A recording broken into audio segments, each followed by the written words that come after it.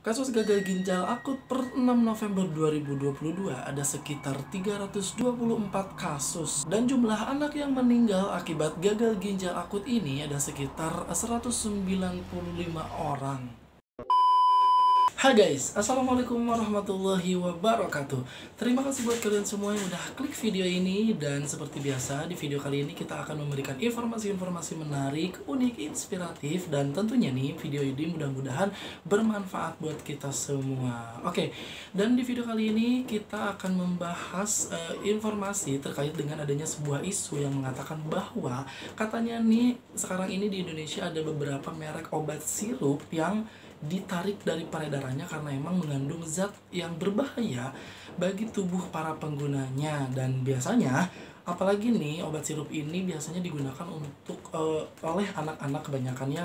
Dan ini juga tentunya bisa menjadikan sebuah kekhawatiran kepada orang tua, terutama para ibu nih yang emang sudah menjadi langganan menggunakan obat sirup ketika anak-anaknya ini sedang sakit nih, misalnya kayak lagi flu, batuk, dan juga sebagainya. Dan sebenarnya apa sih yang terjadi? Kenapa baru sekarang gitu ya obat-obatan tersebut itu ditarik dari peredarannya? Kenapa nggak dari dulu? Kenapa dulu boleh, sekarang nggak boleh? Nah, mungkin itu juga akan menjadi pembahasan kita untuk video kali ini atau untuk hari ini. Dan kita langsung saja ke pembahasannya. Ini dia, check it out. Oke guys, setidaknya nih per tanggal 10 November 2022 ada sekitar 73 obat sirup yang dilarang beredar oleh BPOM karena emang berbahaya bagi kesehatan. Dan yang menjadi pertanyaan adalah kenapa dulu obat-obatan ini aman atau boleh digunakan? Nah, kenapa baru-baru sekarang BPOM ini melarang obat-obatan tersebut untuk dikonsumsi? Daftar obat yang dilarang oleh BPOM ini semakin banyak nih guys. Setelah sebelumnya ada sekitar 69 merek obat yang dilarang oleh BPOM karena mengandung zat yang sangat berbahaya. Dan baru-baru ini BPOM telah menambahkan daftar obat sirup yang dilarang dari peredarannya. Setidaknya ada sekitar 4 merek obat yang dilarang beredar karena emang berbahaya bagi kesehatan anak-anak. Sebanyak 69 obat sirup yang dilarang oleh BPOM itu berasal dari 3 perusahaan farmasi. Dan yang pertama itu adalah dari PT Yarindo Pharma-Tama, yang kedua adalah dari PT Universal Pharmaceutical Industry, dan yang ketiga adalah dari PT Aviv Pharma. Sedangkan obat sirup yang dilarang oleh BPOM yang terbaru adalah dari 2 perusahaan farmasi. Kedua industri farmasi tersebut yaitu dari PT Famco Pharma dan juga PT Siubros Pharma. Dengan demikian, sekarang ada 73 obat sirup yang dilarang oleh BPOM. Lalu, kalau dulu obat-obatan tersebut ini boleh digunakan, kenapa baru-baru sekarang ini obat-obatan tersebut dilarang digunakan? Dilansir dari kompas.com, Kepala Badan Pengawas Obat dan Makanan atau BPOM, yaitu Penny Kalukito, menjelaskan bahwa obat yang dulu aman tapi sekarang bermasalah atau dilarang karena adanya perubahan dari proses produksinya. Ada modus yang dilakukan oleh distributor kimia dalam menyuplai bahan baku pembuatan obat sirup kepada industri farmasi. Modusnya adalah menawarkan bahan baku propilen glikol dengan harga yang murah. Padahal, bahan baku yang disalurkan ini adalah bahan baku yang palsu dan diduga merupakan zat murni dari etilen glikol ataupun dietilen glikol atau biasa disingkat dengan EG dan DEG.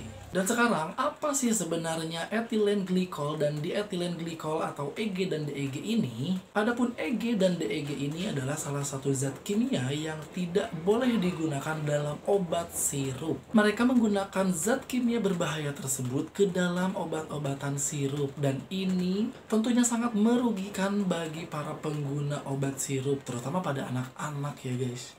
Dan ini lagi-lagi masalah uang ataupun dana gitu ya. Ketika ada orang yang menawarkan lebih murah daripada biasanya, udah sikat aja tanpa ditelusuri dulu dengan baik dan benar apakah zat kimia tersebut beneran asli dari propilen glukol atau mungkin ini sebenarnya hanya tipuan belaka gitu. Dan emang terbukti mereka tertipu dengan zat kimia tersebut. Namun, cemarannya ini dimungkinkan ada dari beberapa zat pelarut tambahan, termasuk juga dengan zat propilen glikol dengan ambang batas aman yaitu 0,1 mg per milimeternya. Nah, cemaran yang melebihi batas ini juga dapat menyebabkan gagal ginjal akut pada anak. Nah, setelah dilakukan penelusuran, di suatu masa tertentu, di mana ada kalangan sulit untuk mendapatkan propilen glikol. Akhirnya, mereka mendapatkan tawaran-tawaran dari produsen ataupun dari distributor bahan ataupun zat kimia biasa. Sedangkan, bahan baku untuk industri farmasi seharusnya berasal dari pedagang besar farmasi atau disingkat dengan PBF, bukan dari industri kimia biasa. Sebab, bahan baku yang disalurkan oleh PBF biasanya sudah memenuhi standar pharmaceutical grade. Intinya adalah, kalau bahan bakunya ini dari tempat yang resmi, maka akan aman digunakan. Kalau misalnya dari tempat-tempat yang tidak jelas, ya akan kayak gini kejadiannya, mereka tertipu. Hanya karena iming-iming harga yang sangat miring, jadi mereka juga sekarang mendapatkan imbasnya. Industri farmasi seharusnya sudah mengetahui dengan ketentuan ini. Jadi ketentuannya ini adalah pharmaceutical grade. Tapi mereka mendapatkan tawaran yang lebih murah dan ternyata tawaran tersebut adalah tawaran yang palsu ataupun obat-obat palsu, yang dimana sebenarnya farmasi ini mengira bahwa itu adalah propilen glikol, tapi ternyata itu adalah etilen glikol dan dietilen glikol atau EG dan DEG yang tadi sudah kita bahas. Dan tidak bisa dipungkiri nih guys, bahwa emang pemilihan bahan baku yang tidak sesuai standar ini merupakan salah satu cara untuk menghemat biaya produksi. Ada perbedaan harga yang sangat mencolok antara pharmaceutical grade dan industrial grade.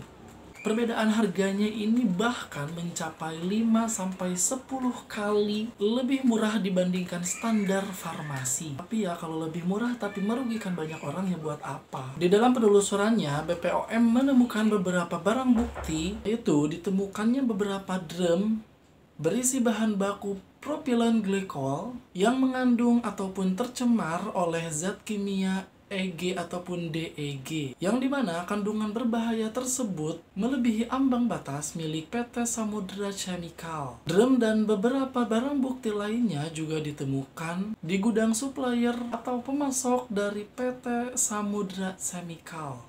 Oke guys, sebenarnya kandungan ataupun zat kimia yang berbahaya ini ataupun DEG sama EG ini boleh digunakan untuk bahan baku, namun hanya boleh digunakan sebesar 0,1% saja.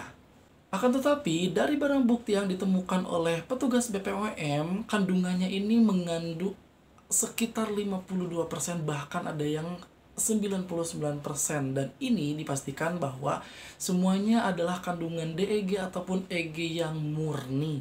Sebagai informasi nih guys, bahwa kasus gagal ginjal akut mulai merebak sekitar bulan Agustus 2022. Nah, dan diduga penyakit tersebut disebabkan oleh obat sirup yang dikonsumsi oleh anak-anak, yang dimana obat sirup tersebut sudah terpapar oleh zat kimia yang berbahaya, yaitu zat dietilen glikol ataupun etilen glikol yang sudah kita bahas. Kementerian Kesehatan melaporkan kasus gagal ginjal akut per 6 November 2022 ada sekitar 324 kasus, dan jumlah anak yang meninggal akibat gagal ginjal akut ini ada sekitar 195 orang. Oke guys, kabar terbarunya bahwa ada beberapa obat yang sudah lulus uji BPOM, dan obat tersebut tentunya aman dikonsumsi, dan ini adalah beberapa daftar obat tersebut. Ini dia.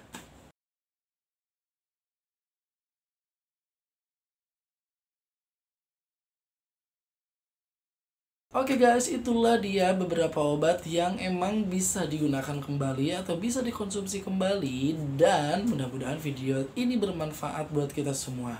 Terima kasih atas waktunya, dan mudah-mudahan tidak ada lagi anak yang menderita gagal ginjal akut ini. Oke, terima kasih. Wabillahi taufiq wal hidayah. Assalamualaikum warahmatullahi wabarakatuh.